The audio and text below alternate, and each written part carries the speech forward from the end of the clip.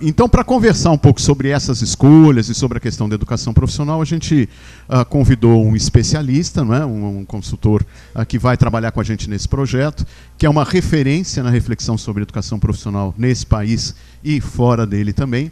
Ele vai se apresentar um pouco para vocês, é um estudioso da área de muito tempo, com muita experiência e muito causo para contar, para partilhar com a gente, que é o professor Jarbas, que vai conversar um pouco com vocês agora. Professor Jarbas Novelino Barato. Obrigado. Ele já me apresentou dizendo, vem um velho aí. Não é? Eu cheguei aqui, vocês viram mesmo, olha, o velho chegou. Né? Com essa experiência toda, não é mérito nenhum, é tempo de estrada. Né? Com 40 e poucos anos de estrada, aí você ganha experiência com esse tempo todo. Então, eu queria primeiro começar com o tradicional, um bom dia a todas e todos, tem alguns todos aqui também, né? E dizer que é um prazer estar aqui. E eu estava pensando, como é que eu começo a conversa com gente no Rio Grande do Norte? Faz tanto tempo que eu não venho aqui que eu não sei mais como é que eu começo a conversa. Mas aí eu andei pensando o seguinte, primeira coisa é dizer que é um privilégio estar aqui conversando com vocês, porque ao contrário do que algumas pessoas pensam, os maiores educadores desse país não são do Sul. Né? O grande educador brasileiro, que eu tive o privilégio de conhecer pessoalmente, chamava-se Paulo Freire, e é aqui do Recife. E outro grande educador brasileiro era o Anísio Teixeira, que era de Salvador. E aqui no Rio Grande do Norte eu tive o privilégio de conhecer um grande educador da cidade, que pouca gente conhece, porque vocês são todos jovens, que era o Moacir de Góes, que fez um trabalho bonito nos anos 60, de alfabetização, na época em que era prefeito de Jaú, Maranhão. Há um livro lindo do Moacir sobre De Pé no Chão também se aprende a ler e escrever. E o Moacir era uma figura fantástica, e eu tive o privilégio de ser amigo dele, de conviver com o Moacir. Então, minha declaração primeiro de prazer de estar com vocês e de estar com um grupo do Nordeste onde surgiram os melhores educadores desse país. Não sei o que um cara do Sul vem fazer aqui, né? O que ele está fazendo aqui? Talvez venha para aprender alguma coisa. Bom, como mudou muito, e nós vamos fazer uma exposição mais de caráter executivo, com a equipe central, e depois veio a informação de que o grupo se expandiria, e vocês todos estariam aqui, a gente teve que mudar um pouco a abordagem, e eu pensei, antes de falar o que estava previsto, de fazer uma pequena introdução que talvez explique um pouco daquilo que eu vou falar. Eu vou falar um pouco mais sobre conceituação de educação profissional, então eu preciso começar lá do começo. Eu sou uma pessoa que eu me formei em filosofia. O que eu tenho a ver com a educação profissional, né? O meu negócio era dar aula de filosofia, de lógica, metafísica, né? Eu até pensei uma época em fazer mestrado sobre a filosofia de Santo Agostinho em Salamanca, na Espanha, ou seja, nada a ver com a educação profissional. Mas como eu não consegui continuar na filosofia, para conseguir trabalho, eu fui fazer um outro curso e eu fiz pedagogia.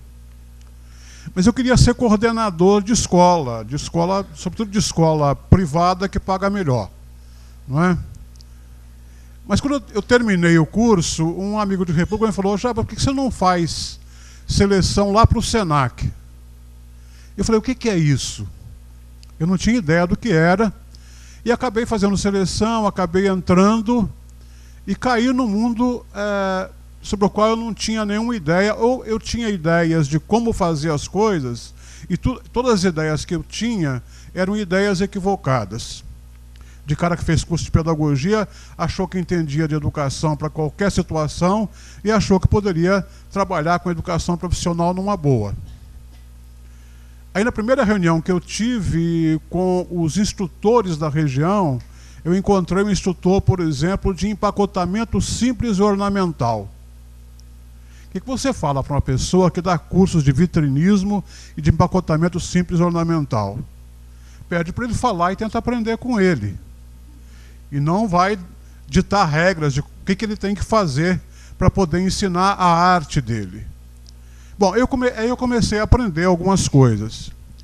E uma coisa que eu aprendi é uma coisa que depois ganhou consistência em termos, digamos, teóricos e tal, no intercâmbio que eu faço com uma amiga minha que eu não conheço pessoalmente, que é uma educadora norueguesa, chamada Liv Mielde. E a Liv tem umas ideias que perturbam os educadores tradicionais que somos nós. A primeira coisa que perturba aquilo que a Liv desenvolve em termos de pesquisa, em termos daquilo que ela escreve, é a seguinte. Ela fala que a educação profissional às vezes não avança muito porque nós temos mania de escolarizar a educação profissional. Ou seja, as pessoas antes se formavam e se educavam por meio de uma pedagogia cuja raiz era o trabalho. E quando essa educação entra na escola, nós, educadores, escolarizamos a formação. Como é que a gente escolariza? A gente escolariza dizendo o seguinte, é preciso teoria e prática. E é preciso que as pessoas comecem antes pela teoria para terem base, para depois irem para a prática. Essa é uma das grandes bobagens que a gente faz. Não é? Eu vou contar uma pequena historinha para justificar isso. Eu já fiz muita coisa na vida, o Luiz falou que eu sou um cara experiente, então uma coisa que eu fiz foi escrever um livro de programação de computador. Claro que eu não escrevi isso sozinho, eu não sou um cara tão bom nesse campo, eu conhecia um pouco, e eu trabalhava com a engenheira de computação, a Terezinha, que era coautora do livro que a gente escreveu sobre Basic Pro Tech Junior. Vocês não tinham nascido, ainda tinha um computador brasileiro que tinha esse nome e tinha uma linguagem residente que era complicada para burro, então a gente resolveu escrever um manual bom para os alunos poderem aprender. E a Terezinha falou, Jabas, depois que a gente trabalhava de manhã no livro e à tarde a Terezinha dava aula de programação. Ela falou, Jabas, eu dou aula depois do almoço e eu chego na sala, todo mundo dorme. Falei, como é que é, Terezinha? Falei, porque eu tenho 3 horas de ensino. 1h30 de teoria e 1h30 de prática. Falei, Terezinha, por que você não vai direto para o laboratório? Falei, a pedagoga disse que não pode. Primeiro eu tenho que dar fundamentação teórica. Eu falei, mas espera aí. Nós estamos escrevendo um manual que articula essas coisas e não tem nem teoria e prática, tem programação. E programação é uma coisa onde você tem fundamentos e tem execução, isso é tudo junto. Você não separa uma coisa de outra. Você vai construir um loop para repetir alguma coisa dentro de um programa, você não fala assim, a teoria do loop. Quando começou o loop em programação? Quem são os representantes? Não. Você trabalha e compõe um loop, você faz um loop e ao mesmo tempo você aprende o que é um loop e qual é o fundamento que você tem para fazer esse tipo de coisa do ponto de vista de lógica de programação. É tudo junto, não é separado. Aí ela falou, ele falou, olha, Terezinha, usa argumento de autoridade, fala que eu mandei, fala para a pedagoga lá que o professor Jabas mandou mudar, que você vai começar pelo laboratório. Aí foi muito engraçado porque os alunos da Terezinha não dormiam mais. E aquilo que ela chamou de teoria passou a gerar interesse, porque os alunos depois do laboratório, eles tinham pergunta a fazer, tinham indagação e tinham curiosidade. Antes não. Porque os grandes educadores queriam fazer isso. Então, eu estou introduzindo isso para dizer que eu, particularmente, tive que mudar muito a cabeça para poder trabalhar com educação profissional. E eu estou colocando essa introdução, eu ia falar mais, mas o nosso tempo foi reduzido. Eu ia falar mais para contar algumas histórias de pesquisa que eu andei fazendo ultimamente pela Unesco a respeito de educação profissional, mas eu vou deixar isso um pouco para lá. Se alguém depois quiser saber, eu posso dar referência da publicação da última pesquisa que eu fiz pela Unesco, que está na internet, vocês podem, se quiserem, dar uma olhada. Então, se vocês pegarem... Então, vamos lá. Para ninguém perguntar depois, quer dizer, o meu nome é Jarbas Novelino Barato. É barato mesmo, é o último do Brasil. Não tem mais barato, ainda tem eu. Então, Jarbas Novelino Barato. Você pegar Jarbas Novelino Barato, Unesco, aí você pega o título do relatório que a gente fez e virou um livro, chama-se Fazer Bem Feito. Fazer Bem Feito. 2 pontos, valores em educação profissional e tecnológica. Profissional e tecnológica. Essa é uma pesquisa que eu fiz por causa de um caso que aconteceu aqui no Rio Grande do Norte. Eu não tinha pensado muito nisso e foi uma consulta para mim de uma educadora aqui do Rio Grande do Norte, e ela me perguntava o seguinte, que ela estava com um problema muito sério, porque no curso de técnico em informática,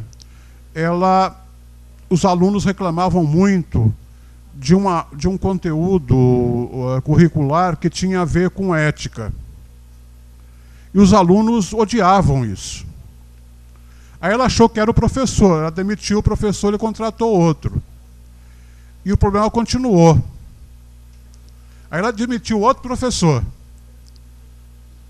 E aí me consultou, eu falei, olha, eu acho o seguinte, eu sou formado em filosofia, eu dou aula de ética na universidade, e acho que vocês estão fazendo errado. Quer dizer, onde é que os programadores aprendem ética?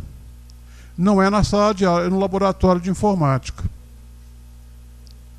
Então muda tudo.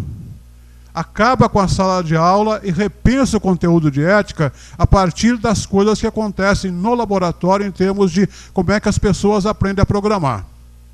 Há um princípio ético, por exemplo, de programadores, que é o seguinte: todos nós que não somos informatas somos idiotas. Faz parte dos valores de gente de informática isso. Isso é um princípio ético deles. A ética, às vezes, é meio negativa, né? Quer dizer, que eu vou fazer um programa, tem esses idiotas todos que vão utilizar, eles são tão burrinhos, coitados, porque eles se acham muito inteligentes, muito... bom, mas descontem tudo isso e eu vou agora seguir o roteiro.